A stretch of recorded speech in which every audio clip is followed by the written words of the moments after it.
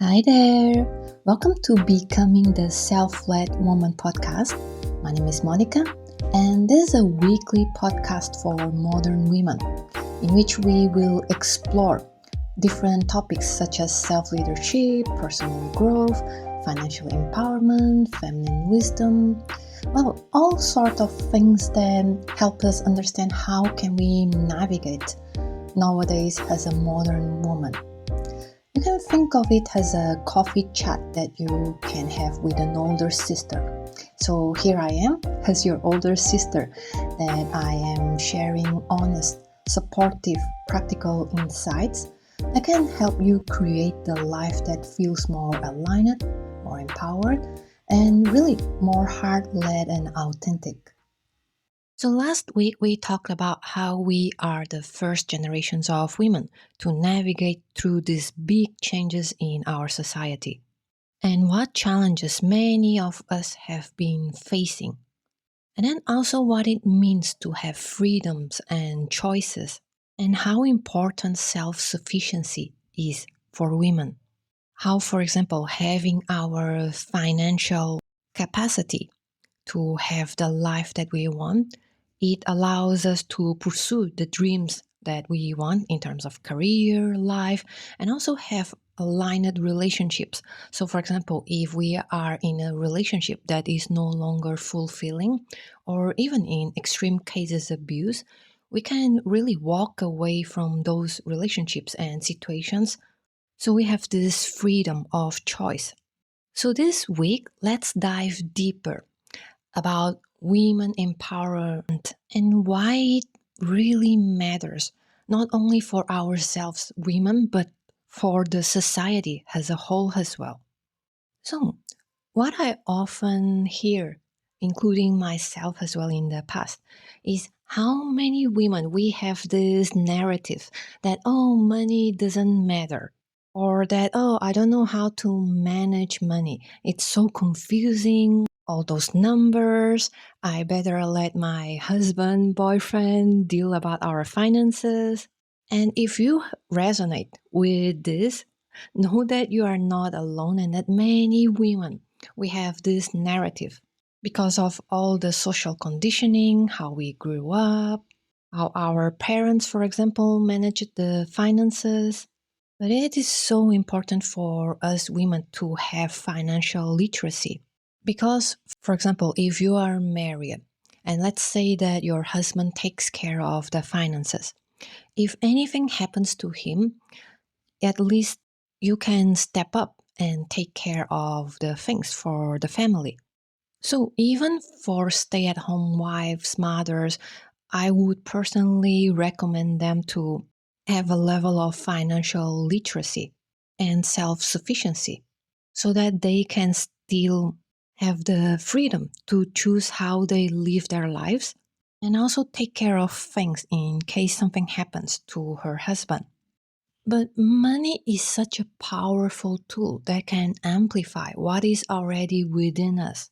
So, for example, if we have a purpose to contribute to society, to contribute to a higher cause, it gives you the freedom really to pursue what you truly care about without having to worry about your survival. So, for example, if what you are really passionate about is to help children around the world to have education or to help other women, empowering them, you don't need to worry about, oh, I need to pay the bill, so I need to be stuck in this 9 to 5 job and I don't even get to choose what I do with my time.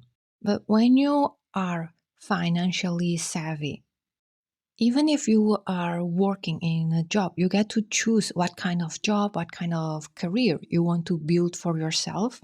So you are not restricted and limited to just really a few options in your life. For example, I worked in IT for more than a decade. And because of what I earn, I don't really have to worry so much about my bills. And just me by not having to constantly worry about my finances, if I'm able to pay for the bills or not, already frees up my mind a lot of space to do what's more creative and fulfilling for me. Because scarcity and being in survival mode really affects our creativity as humans. So when I feel that my finances are stable and are taken care of, I can make decisions from a place of abundance instead of scarcity. And I can even invest in myself in terms of education and healing.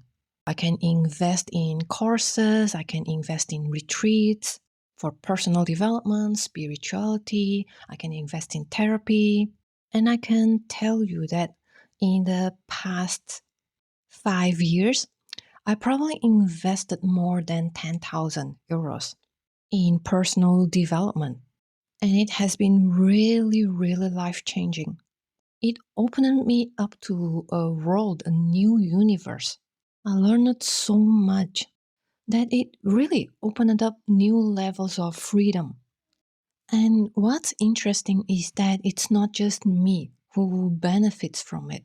My child, he is also benefiting from this because when his mother is learning, is healing, is growing and expanding, it now impacts the level of education that I am giving him, how I'm also relating with him. And I can tell you that one of the tools that really, really helped is by me learning how to have more emotional resilience, to have a more fulfilling life, how to have more authenticity in life.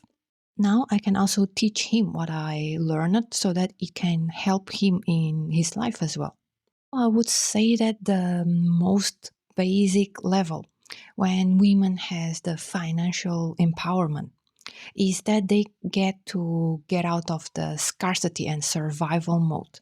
Then the next level is that they get to learn, they get to heal, they get to expand, they get to improve their lives and the lives of their loved ones, their family, which heals family units. Family units are the foundation of society. When we have happier families, we have a more empathetic, more compassionate, more motivated society, more creativity. And then the next level of financial empowerment would be that women, really, we get to define how we want to structure and live our lives. What is our dream life? What does it look like? And what is our dream career? Like, what is our higher purpose and how can we fulfill it? So, with financial empowerment, now we get to have this freedom really to start building the life of our dreams. Months ago, I started my own business because I am not in a survival mode. I've been through these stages that I mentioned before. Because I can tell you that if I have to worry about my bills, especially when I have a kid, I would certainly not have the mind space and energy to build anything extra in my life. Now, I want to talk about the next level of financial empowerment, what it brings to women and society. So, in these past years, I've been in a workshop called The Money Game that was occasionally hosted by a coach here in Portugal.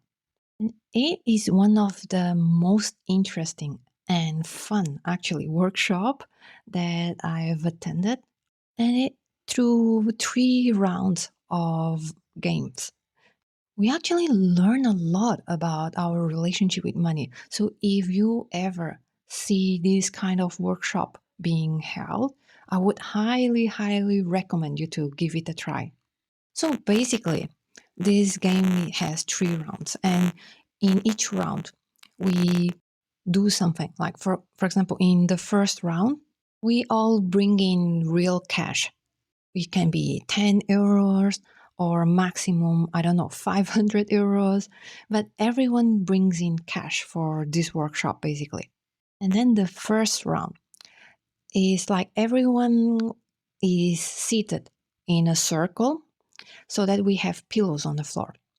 Then in the first round, what we have to do is that we take money from our seat, one note at a time, and we put it in another person's seat.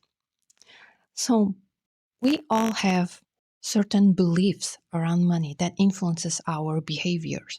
So, for example, in this first round, I will usually put money in seats where there is little or no money at all. So that basically what I was trying was to balance out and be fair for everyone. And many people, they do this.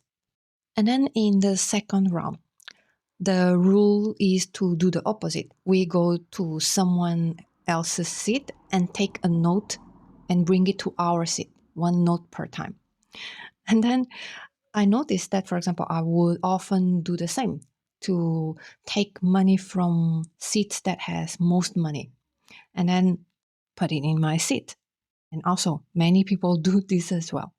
So in these two rounds, the coach would usually recommend us to try to do something different. Maybe, for example, give more money to seats that had already lots of money. For example, in the second round, take more money and like build a big pile of money and see how you feel about it. So in this game, it's more about, observe your own behavior and why you do the things that you do and what are the beliefs that might be behind it. Now, the third round is the round that I consider the most interesting. It is also the round that I learned the most about what empowering women financially truly means and why it matters. And perhaps I apologize for having talked a lot about the game. Before I get to the point, I just wanted to give you a little bit of context in what I'm talking about. So, in the third round, we have this game called the marketplace, in which basically you have now a sum of money resulted from the second round. And you might have a lot, you might have just a little, or even nothing at all. But here in the marketplace is where you get to have the freedom to interact, negotiate, do anything that you want with each other. So for example, if you want to earn some money, maybe you can directly ask people, like, hey, can you give me some money, please? Or you might sell some service, or you might ask them for donation, and people can do the same to you. And you guys can say yes or no. And here is what most of the inner work that came up for me happened. For example, the first time I joined this workshop, I tried to ask if someone can give me money, and asking for some support, asking for something from another person back then was such a hard thing for me to do. But when someone said yes to me, it was really, really healing. And then another time when I had to learn that, oh, maybe I can sell my service, like 5-minute coaching or something like that. But the moment I had to do that, and then the imposter syndrome, all those feelings came up, it made me realize that, oh, I actually have all these blockages inside me. But the last time that I joined it, I was actually in a better financial place. So I actually brought in a little bit more money compared to the other times that I participated in this workshop. And what I realized is that because I'm in a better place financially, I could have the freedom to choose where I invest my money. And this meant which business, which project, which charity cause I could choose to empower. Now I'm finally getting to the point is that when women are financially empowered, we get to choose where the money goes, what kind of businesses, charities, projects get to be empowered and nurtured. And this influences the direction where society goes. And this matters. We are giving women the power, the voice to make decisions as a whole, as society, where money should be invested in and what gets to grow out of it. So, ladies, it matters a lot that women are financially empowered because lowest basis level, we get out of scarcity, survival mode. Then we get to learn, we get to heal, we get to expand. And when we do so, we are bringing healing and expansion in family units with our loved ones. And then when we do so, we're bringing healing and expansion and creativity to society, which brings in more compassion, which brings in more empathy. And then we get to decide how we create our lives. We get to decide what we can create, what we can bring into the society, into this world, into other people's lives. And then, as we are even more empowered, we get to decide where money can circulate, where money can go, what it can nurture in the society, what projects, what charity work, what businesses get to thrive and grow in the society.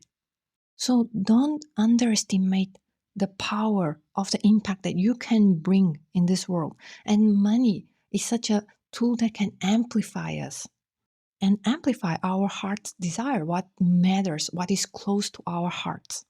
So in this week, I'd like to invite you to, maybe just 5 minutes, 10 minutes to pause and reflect. What is it that I really, really want to bring into this world or even bring into my life if I were to be financially more empowered? And also, what are the small steps, maybe one, maybe two, maybe three steps that I can start in this week? Maybe grab a latte, a coffee, sit by somewhere, a coffee store, your home, and then just give yourself this moment to just, have fun and reflect. What is it that is possible actually? So I hope that you have enjoyed the episode of this podcast.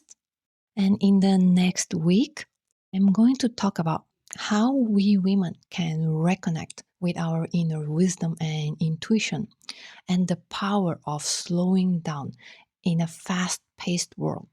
Because nowadays it is not easy when everything is so fast. Everything is about productivity, taking action, going after things. Having an intentional pause with a little bit of mindfulness can be such a luxury. But if you want to have more connection with your intuition and you want to have more creativity in your life, it is so helpful to learn about this. So if this resonates, stay tuned for the next week's episode.